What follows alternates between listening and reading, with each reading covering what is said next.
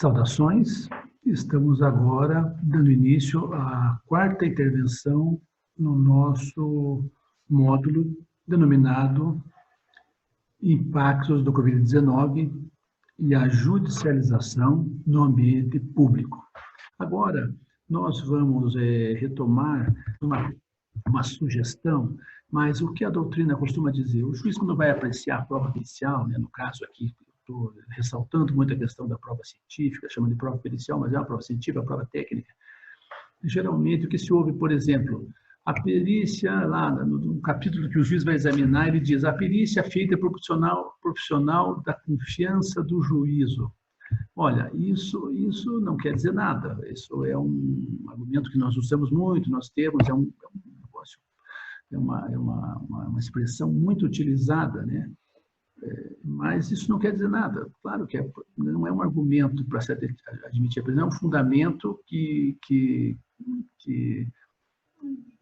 válido para dizer que aquela perícia é importante.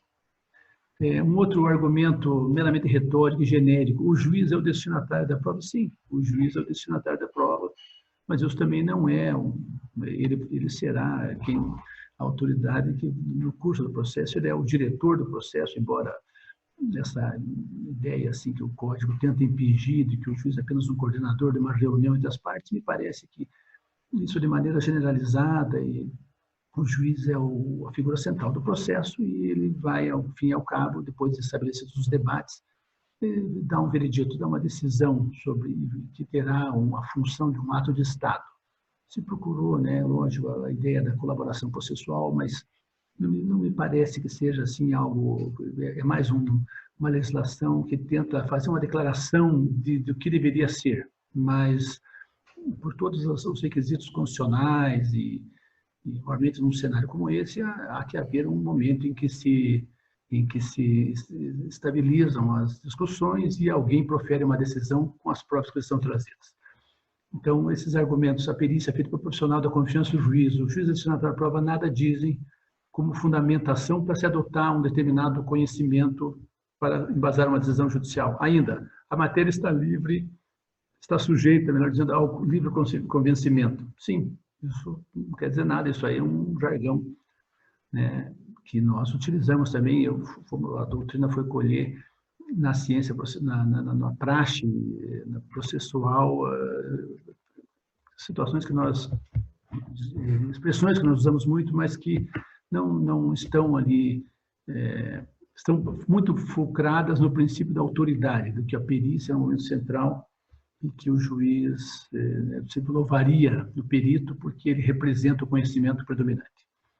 E ainda, o expert goza da confiança do juízo, é uma outra expressão muito utilizada e que também nada diz. Então, aqui a sugestão, enfim, a reflexão que se faz é que no exame da prova, o juiz agora está autorizado, como vimos nos modos anteriores, está praticamente, o código determina que o juiz faça uma análise: olha, a metodologia tal foi utilizada, e em razão disso eu utilizo essa aqui, é predominante, aceita, mas é uma doutrina, é uma ciência que deve prevalecer, esse laudo deve prevalecer, porque usou metodologia adequada e representa cientificamente a solução predominante e também aceita, revisada e feita num ambiente de imparcialidade, com todos os reclamos e as exigências que um método científico exige. Passando em seguida, então, nós temos que ter então um método adequado para superar as divergências, né? Se for o caso, uma audiência em que se discutam essas oportunidades, nós temos que lembrar, para aquelas lides menos complexas, o juiz pode dispensar a perícia por uma audiência do perito, né? É uma prova só para casos mais simples, o juiz está autorizado pelo Código a fazer um mero interrogatório lá, uma prova simplificada. Se for o caso, fazer uma segunda perícia, o juiz não deve se preocupar. Claro, nós temos os problemas de pessoas que estão mal assistidas, nos processos, não têm condições de pagar a perícia, mas, na medida do possível, para situações mais sérias, o juiz não deve hesitar de pedir uma segunda perícia. Ou uma perícia desempatadora, se tiverem laudos né? Uma proposta, laudos diversos, situações complexas, não obstante nossa massificação de demandas, mas em algumas demandas é necessário aprofundar mais essa discussão, embora todas as premissas, as metas, né, a razoável duração do processo, nós tenhamos talvez que, em alguns casos, destinar mais tempo a esse momento importante que vai assessorar o juiz na produção dessa perícia. Nós temos ainda aqui as regras de experiência, né, que nós vamos aplicar.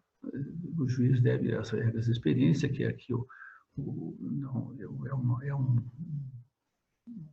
comando, uma garantia que o juiz tem, uma presunção, né, judicial de que o juiz conhece a matéria e vai apreciar o que ordinariamente acontece. Bem, e também ainda um lembrete, não obstante, nós estamos inseridos, né, num mundo a sociedade da informação, a sociedade de transparência, em que todo mundo sabe de todo mundo e todo mundo critica todo mundo e todo mundo tem um passado, mas também temos a sociedade da informação, todas as pessoas produzindo conteúdos e todas as pessoas com acesso a muita informação. Mas esse fato, esse conhecimento privado do juiz, como nós sabemos, não pode ser utilizado no processo judicial. O juiz não pode decidir com base em conhecimento científico que ele, por diletantismo, por acesso à internet, por formação complementar, por formação anterior, ele seja detentor. Ele tem que submeter aquilo ao debate das partes. Então, embora ele seja conhecedor, aquilo tem que vir para o processo. E não pode vir sobre a forma de um conhecimento que ele ou a outra parte detém, ou que o Ministério Público detém, ou que o advogado detém. Aquela prova precisa ser veiculada da maneira, por um laudo pericial, que vai embasar essa decisão. Esses ensinamentos que eu falei agora, sobre a questão, primeiro, dos jargões que são utilizados para fundamentar, e agora, por fim, essa conclusão, nós temos uma excelente obra do professor Danilo Crigini, que é a prova pericial e seu controle no direito processual brasileiro. É uma obra excelente para o juiz fazer frente a essas dificuldades no exame da prova pericial. Nós temos artigo 20 da Lei de Introdução às Normas do Direito Brasileiro, a Lei 13.655 de 2018, ela exigiu que o juiz, né, o intérprete, tenha um cuidado maior, dizendo ali, nas esferas administrativas controladoras judicial, não se deixará, com base em valores jurídicos abstratos, sem que sejam consideradas as consequências, não se decidirá, com base em valores abstratos, sem que sejam consideradas as consequências para aquela decisão.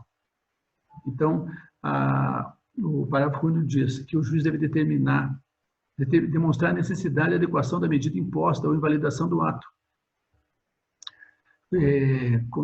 Contrato, ajuste e processo norma. E o artigo 21 impõe a obrigatoriedade do intérprete indicar de modo expresso as consequências jurídicas e administrativas, sendo que o parágrafo 1 determina que a autoridade indique desde logo as condições de regularização do ato.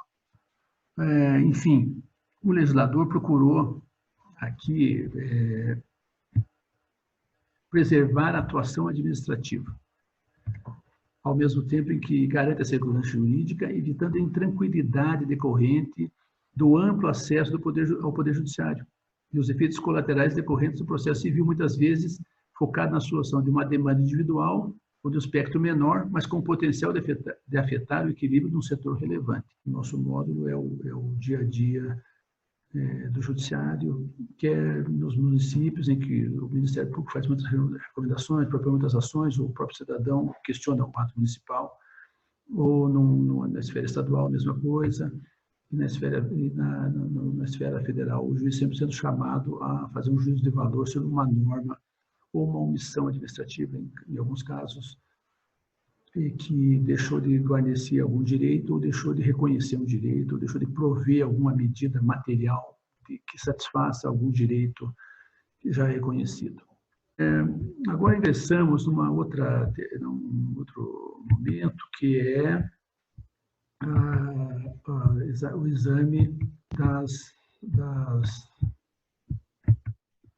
Nós vamos examinar agora um caso que é um caso concreto um caso que vai permitir visualizarmos essa temática primeiro do princípio da reserva de administração e do princípio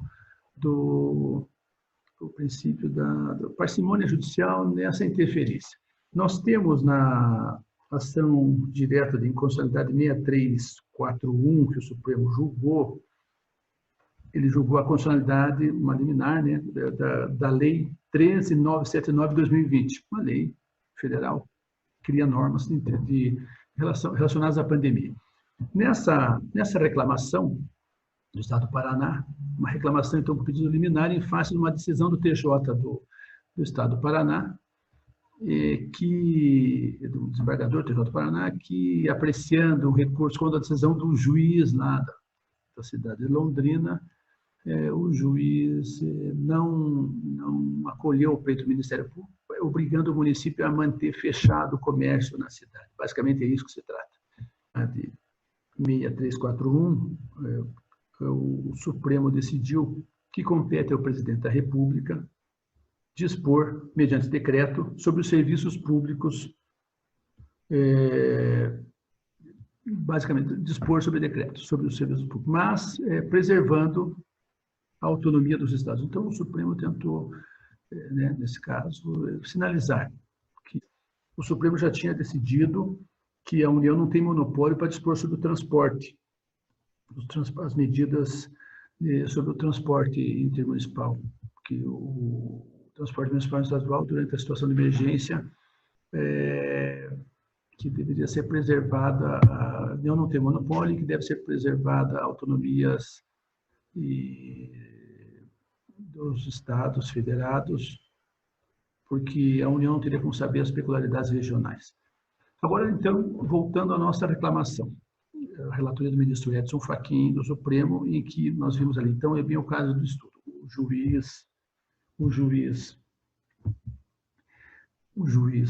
O município revoga o decreto que mantinha o comércio fechado. O Ministério Público propõe uma ação para que o juiz restabelecesse os decretos. O juiz nega essa decisão, essa liminar, o Tribunal de Justiça defere, o desembargador defere, restabelecendo os decretos. O Supremo, como nós vamos ver, então, recebe essa reclamação, em relação, então, alegando a violação do que já tinha sido decidido na ADI 6341. Então, o Supremo examina, essa reclamação em relação àquela decisão que foi proferida pelo TJ, substituindo a decisão judicial. Então, passando aqui para o final, o ministro Edson Fachin reconheceu que, nesse caso, o Tribunal de Justiça, aquela decisão o juiz deveria proferir uma decisão respeitando a competência da União, mas não afastou a decisão do Tribunal de Justiça pelo princípio da precaução, ou seja, reconheceu que, como se trata do direito à saúde, deveria ser mantida a decisão do Tribunal de Justiça sobre os decretos municipais, que mandaram determinar a volta do comércio, mas a liminar para que outra decisão seja proferida no prazo legal, observando os critérios na ADI 6341, que determinou que compete ao Executivo Federal dispor sobre os serviços públicos essenciais e preservando a competência das autonomias locais e regionais, dos estados e municípios. Então, aqui verificamos uma necessidade, uma decisão parcimoniosa, porque, primeiro, reconheceu que não poderia ser uma generalização de fechar todo o comércio. Simplesmente determinando que o juiz retome e simplesmente suspenda a decisão do município que determinou o fechamento de todo o comércio, mas reconheceu que existe um espaço de serviços essenciais que devem ser admitidos e mantidos funcionando, determinou que, e por força da precaução, não simplesmente revogou os decretos, mas determinou que outra decisão fosse proferida. Então, nós temos agora, nesse exame desse caso, essa visão de um juiz cuidadoso, né, cuidadoso em respeitar a decisão da municipalidade, preservar a competência de cada ente da federação e admitir no caso, não substituir a decisão, mas determinar que uma outra decisão judicial fosse proferida, considerando a competência da União e a competência dos Estados. Agora, encaminhando para nossa parte final, apenas como uma mensagem final, fui buscar nesse artigo, O Admirável Mundo Novo, do juiz também norte-americano Alex Kozinski, que atuou num caso muito rumoroso, aquele caso que nós falamos lá da questão da prova. Em determinados casos, nós não vamos encontrar um responsável, ele diz aqui, né? Porque nós temos que admitir que os infortúnios acontecem e são fatos da vida, como um raio, faz parte da vida, e nós não temos como responsabilizar ninguém por um raio.